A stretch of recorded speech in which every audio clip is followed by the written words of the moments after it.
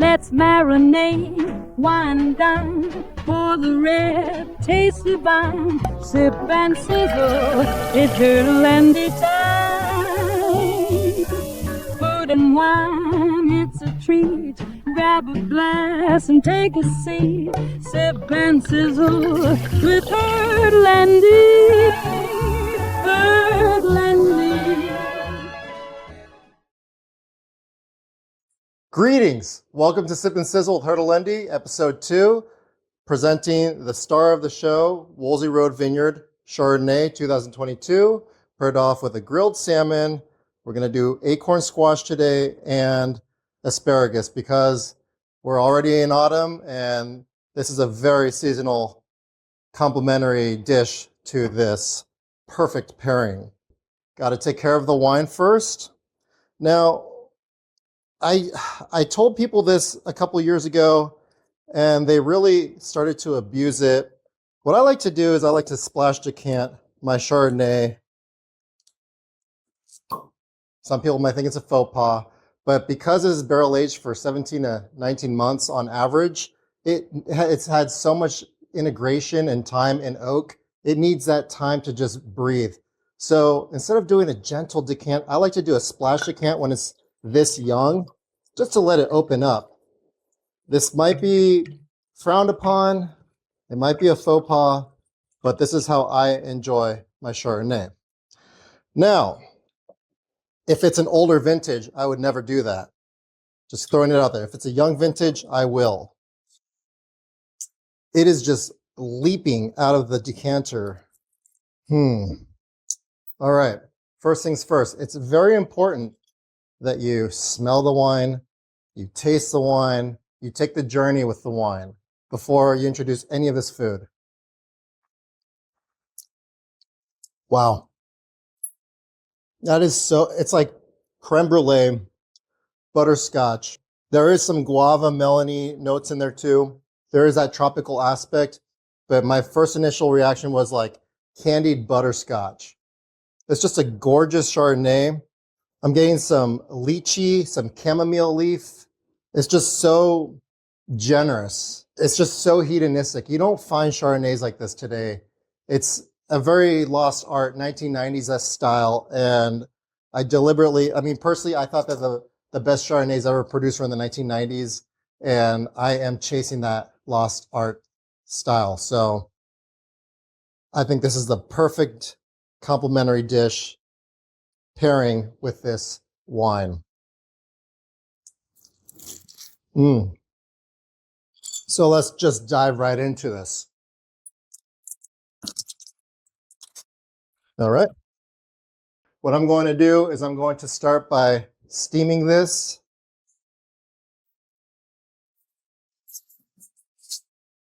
I'm going to steam this on a lower temperature, kind of to a medium, because I don't want to overdo it. This asparagus is so thin, it's very easy to overdo it. I just want to kind of soften the texture a little bit, and then I'm going to grill it with a little bit of salt and pepper. Speaking of which, salt and pepper is going to be the name of the game today. So same thing applies to the acorn squash. There's one here and one there. Bada bing, bada boom. So I'm going to keep this very simple. A little bit of salt and pepper. At the end, I'll put a little bit of butter in here, and that's it. This is such a simple, healthy dish. It's a vegetable. If you say, I don't like vegetables, try this. I'm telling you, you'll like vegetables. You just have to find your favorite vegetables and lean on them. And then I'm going to throw this in the oven for 45 minutes at 450 degrees. Make sure you get all the insides. All right.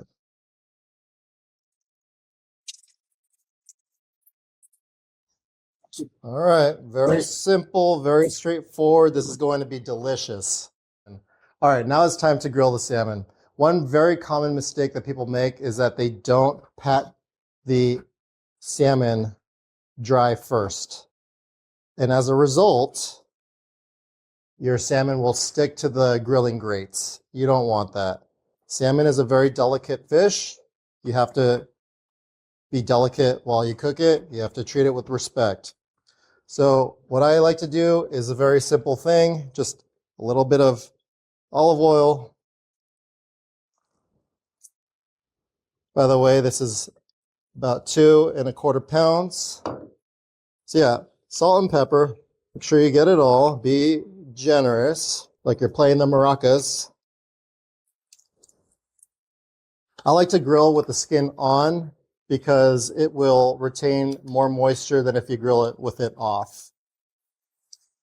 Here's a little secret weapon too. This is my salmon rub by Rub with Love. Once again, I have no affiliation with this company, but I just think it adds like an extra element to the dish.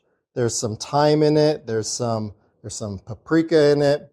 No wonder I love it. I'm Hungarian. Paprika is like my middle name. You just be generous with it, you know? Don't skimp on it, because some of this will come off when you grill. All right, now that we're here, it's time to throw the salmon on the grill. But before we do that, it's important to reassess and see how the wine is really developing.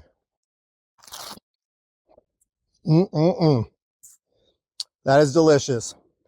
It's all about the Hertelendy, not the destination. Don't forget about that. So, crucial pro tip, always grill with the skin down first. That's how I've always done it. And you retain more moisture, and it's a juicier salmon end result. So I want to kind of put this down diagonally so that you can see the grill marks. I think not super important, but just a nice little feature to have. So let's do that.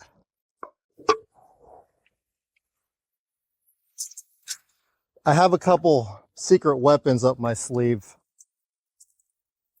Soy sauce.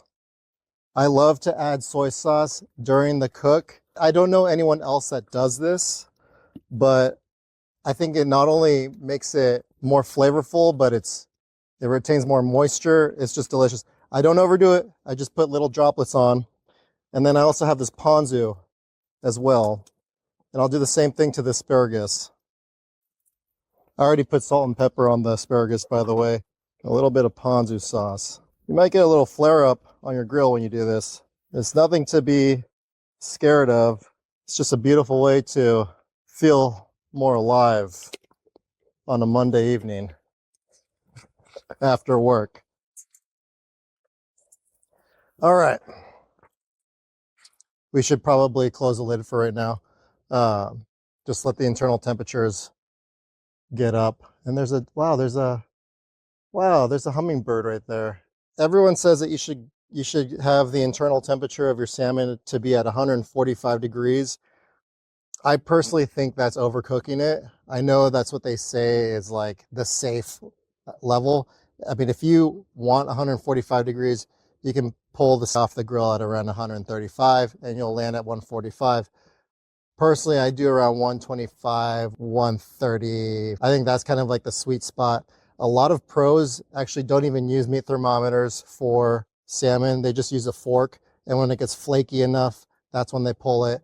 There's no right or wrong way to do this, but just don't overcook your salmon. You spend all the time to make it perfect, and then you get to that point and it's just a bit sad if you at the 11th hour cause a fumble and lose the game. I wonder how this 2022 Woolsey Road Vineyard Chardonnay is tasting now.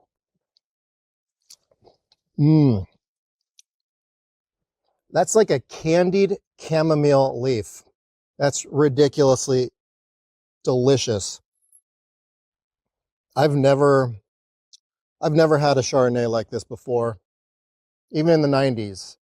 I remember in the 90s, the style was just like so over the top, so bold and bombastic. It was delicious.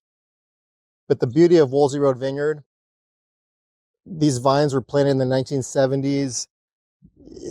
These you can see the stress that the vines are under in that sandy gold loam soil. It's just, you know, it's got great drainage. It's old Wente clone. That's why you get that tropicality. And you're, you know, not far away from the ocean out in Sonoma County, Russian River Valley. So you have all that salinity from the oceanic fog in the mornings. You get the heat during the day, and then you have cool nights once again. So I just think it's a beautiful site, beautiful vineyard, and pretty exciting stuff.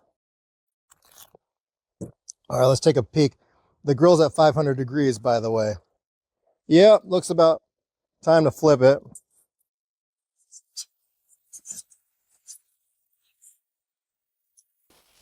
Never leave home without it. All right. Woohoo! Fire in the hole. There we go. Yeah, I probably should have cut this in half. I didn't.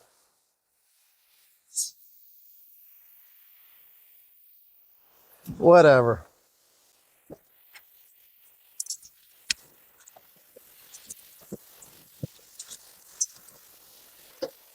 All right.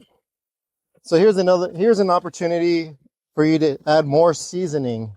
After I take the skin off in the middle of the cook, I add more salt and pepper to this side. I've always done that. It's always delicious. And just make sure that the salt you use is kosher salt, because that makes a difference. I consider myself to be like an ingredientologist. I might not be the best chef in the world. I like to keep things very simple and delicious. But as long as you have fresh ingredients, you really can't go wrong.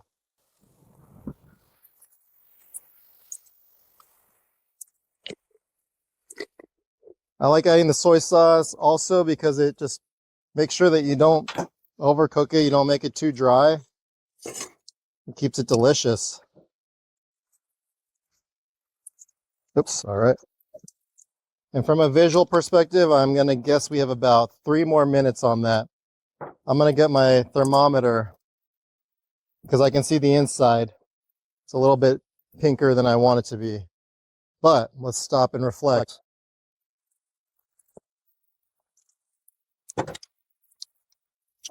This is going to be an amazing pairing. I can already tell. That's just so darn delicious. About the asparagus, when you steam it, you don't want to over steam it. You want to retain the firmness, but you don't want it going limp or too soft. Nobody likes that. So make sure that you soften it a little bit, but you retain that firmness, because texture is half the battle on vegetables. That's what I think. The reason I'm using so much butcher paper now is because I'm really making a conscientious effort to avoid using aluminum foil. I've read some studies, which haven't really been proven, but I've read some studies that there's some links with like cognitive health issues with aluminum foil leaching into your foods, such as Alzheimer's and dementia and things like that. I don't know if it's true or not, but because it's an early kind of study, look at that. 122, 123, 124, and 125 perhaps, maybe? No? When you read temperatures in your salmon, you want to go in the fattiest part. You don't want to go on the end because you'll get a false reading. All right, well, this needs a few more minutes. All right, I'm pulling it. I don't know the internal temperature, but I feel like I'm overcooking it now because I know that I got pretty close before. There we go. Oh, yeah. The bees are starting to come. The bees know what's going on. The birds and the bees know what's going on.